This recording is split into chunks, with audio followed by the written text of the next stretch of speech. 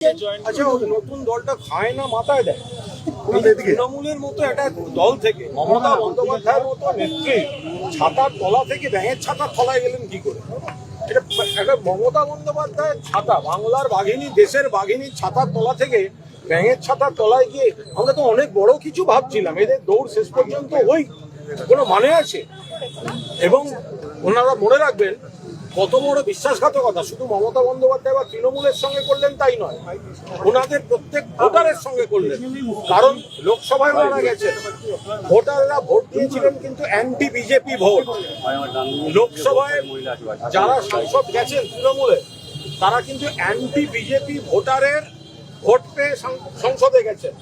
যারা anti BJP বলে মমতা বন্দ্যোপাধ্যায়ের আন্দোলনকে সমর্থন করেছেন, মমতা বন্দ্যোপাধ্যায়ের প্রার্থীদের সমর্থন করেছেন, এখন আপনারা গিয়ে বিজেপির কোলে বসতে যাচ্ছেন বা এনডিএ করছেন। এটা তো প্রত্যেক ভোটারের সঙ্গে বিশ্বাসঘাতকতা।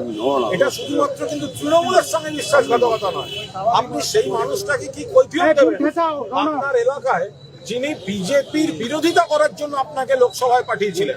আর রাজ্যসভায় যদি বিদ্রোহের মডেল হয় ইস্তফা, কখনো জহর সরকার, জহরবাবু অনেক আগে দিয়েছেন, সুখেন্দু শেখর রায়, সুস্মিতা দেব, তো লোকসভায় পদ আঁকড়ে রাখার কিসের রাজনীতি? রাজ্যসভায় যদি ইস্তফা দিয়ে বিদ্রোহ হয় তাহলে লোকসভা তো ইস্তফা দিয়ে বিদ্রোহ। একবার এখান থেকে নির্দল দাঁড়িয়ে জিতে যান বা অন্য কোনো প্রতীকে দাঁড়িয়ে জিতে যান। তৃণমূলের প্রতীকে জিতে গিয়ে ওখানে আপনারা যে রায় মানুষ দিয়েছে আপনারা সেই রায়ের বিরুদ্ধে যাচ্ছেন কি করে?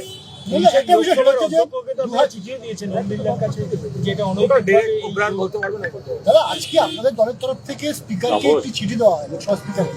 সেই চিঠিতে পরিষ্কার বলা হয় যে আইন অনুযায়ী দলের মধ্যে কোনো গ্রুপ বা এরকম ব্লক তৈরি করা যায় না।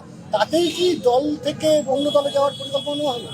তারা বলতে পারবে আপনাদের চালে বাজিমাত। আমরা শুধু দেখতে পাচ্ছি যে যারা এই ধরনের যারা মমতা বন্দ্যোপাধ্যায় নেতৃত্বে ছিলেন, সর্বভারতীয় তৃণমূল কংগ্রেসের ছাতার তলায় ছিলেন, তারা হঠাৎ এত বড় বড় কথা বলার পর ব্যাঙের ছাতার তলায় গিয়ে ঢুকেছেন। এটা কোন রাজনীতি? এতে আপনাদের মর্যাদা বাড়লো? আপনারা বিজেপির সঙ্গে হাত মেলালেন, আপনারা লোকসভায় গেলেন নরেন্দ্র মোদী হটাও বলে, আর আপনারা আজ থেকে নরেন্দ্র মোদী জিন্দাবাদ বলে তৃণমূলের সঙ্গে বিশ্বাসঘাতকতা করছেন। মানুষ দেখছেন, বিচার করবেন।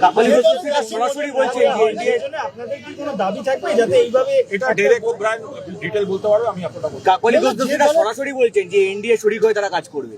আরে আমরা তো সেই কথাই বলছি। যারা দেখুন, কথার উপর তো জিএসটি বসেনি এখনো, যে যত ইচ্ছে বড় বড় কথা বলতে পারে, কিন্তু যারা বিজেপি বিরোধী ভোটারের ভোটে জিতেছেন, তৃণমূল কংগ্রেসের সমর্থকদের ভোটে জিতেছেন, ঘাসের উপর জোড়া ফুলে জিতেছেন মমতা, এদের সব ভোটের আগের ভিডিওগুলো বের করবেন। আমরা মমতা বন্দ্যোপাধ্যায়ের প্রার্থী, আমরা মমতা বন্দ্যোপাধ্যায়ের আশীর্বাদ ধন্য প্রার্থী, তো তারা আজকে ওখানে গিয়ে বিজেপির হয়ে নরেন্দ্র মোদী জিন্দাবাদ বলতে যাচ্ছেন। এটা তো মানুষের সঙ্গে বিশ্বাসঘাতকতা। তাহলে একটা প্রশ্ন, যে পার্টিতে তারা যাচ্ছেন, দেখা যাচ্ছে যে 2021 হারের পর আচমকা এই পার্টিটা হাওড়া থেকে সেটাকে রেজিস্টার করা হয়। অর্থাৎ এই পরিকল্পনা কি আগে থেকেই তৈরি হচ্ছিল? যে সেটাও হতে পারে। আবার এখন খুঁজতে বেরিয়েছেন অনেকে, এরকম ছোটখাটো নানা দল তো তৈরি করে রাখেন। এখন হচ্ছে সেখানে একটা কৌশলগত আশ্রয় চাইতে যাওয়ার জন্য একটা সম্মানের ব্যাপারে যেতে হবে। আমি তৃণমূল করি, আমি তৃণমূলের সংসদ, তার বদলে কি আমি ব্যাঙের ছাতার তলায় থাকি? হয় নাকি কখন? একটা মানমর্যাদা বলে ব্যাপার থাকবে। Thank you.